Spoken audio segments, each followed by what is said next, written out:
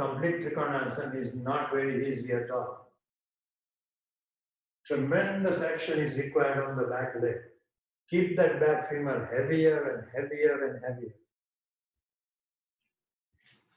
Rotating the right thigh out, tuck the pelvis, maximize the tucking action, so much so that you feel the energy of the right sit bone going to the left hip.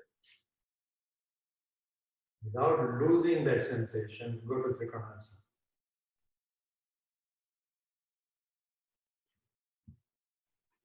This is intermediate work. To be able to do this properly is what I call intermediate work. Now, as you tuck the pelvis, your ability to tuck is very largely governed by how much your quadriceps will stretch on the opposite leg. So, Supta Virasana becomes necessary for that. Assuming she is doing it correctly, I would say without losing the tucking action. So, if I'm touching the top of her pelvic ring here, without working against my hand, can you arch the lumbar? Very locally here, arch the lumbar. But don't lose the tucking action of the pelvis as you do that.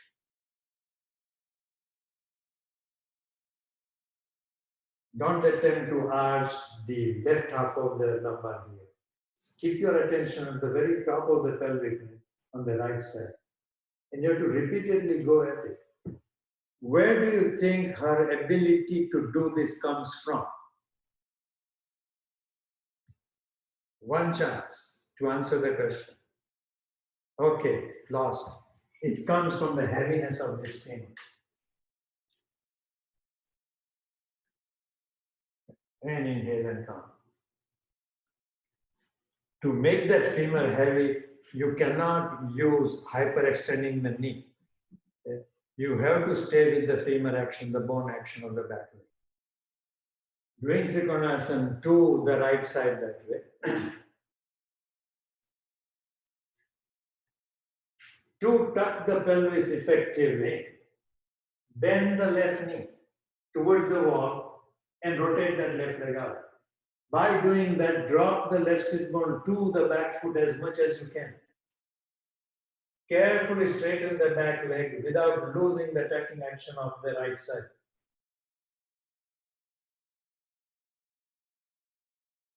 In so doing, don't overstress the calf, but make the middle of the left femur heavy. I didn't describe it as you were demonstrating first, so let's repeat. Bend the left knee, rotating the leg out. Tuck the pelvis, which means drop the left sit bone towards the back heel. Don't lose that sense without increasing the distance of the left sit bone away from the right, of the right sit bone away from the left heel. Straighten the leg. Continue that kind of action in your body internally, keeping the left femur heavier and heavier and heavier, and then arching the lumbar from that without losing your tucking action. I tuck my pelvis as completely as I can. I'm tucking. So the distance from the left sit bone to the right heel is decreased. But my sense of keeping the leg heavy here is not complete. To make that leg heavy, I bend this back knee, drop the left sit bone towards the back foot, and then try to straighten the back leg in such a way that I don't move the left sit bone away from that back heel. And I'm saying that action should not come by hyperextending the calf here. It comes by really grounding the top of the femur. Which means as you take the left hand down, keep tucking the right half of the, as you take the left hand down, you keep tucking that left half of the pelvis more and more. Your ability to tuck the pelvis has to come primarily from stretching the quadriceps of your right leg. But that's a physical action. If you want to go into the bone action more, bend the back knee, rotating the leg out, drop the left sit bone towards the right heel, without increasing the distance, keeping the left sit bone close to the right heel, straighten the back leg, not by pushing the calf back, but by grounding the femur, which turns it into what I would call a bone action.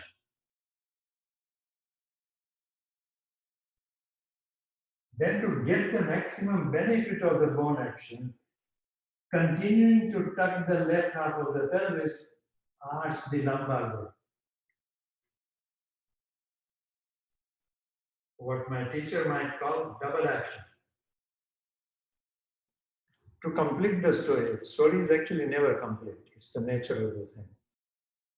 But to complete the story, as it were, temporarily, bring one chapter to an end. When you turn the head in Trikonasana, everything we did earlier applies. Which is, if I'm doing Trikonasana to my right side, and I want to turn the head to the left, initially drop the head down. Create a length on the right side of the neck, and then turn the head. So as I turn the head, there is a sense of continuity of stretch from my right ear to my right arm. Then drop the head, as it were, tilt to the right, then turn to the left. In so doing, keep the right side of the neck longer. The turn of the head and the neck, although comes from the neck, should appear to come from your mid-thoracic area. And even as you tuck the pelvis completely from the right half, in the lumbar, do the opposite action. Keeping the femur on the back leg very heavy. So to turn the head towards the right here, tilt it to the left, then turn to the left. Tucking the left half of the pelvis, drop the left sit bone to the right heel, stretching the quadriceps more and more and more on the right leg. Making that back heel heavier and heavier, get a sense of what I call the bone working on the back leg, not just musculature.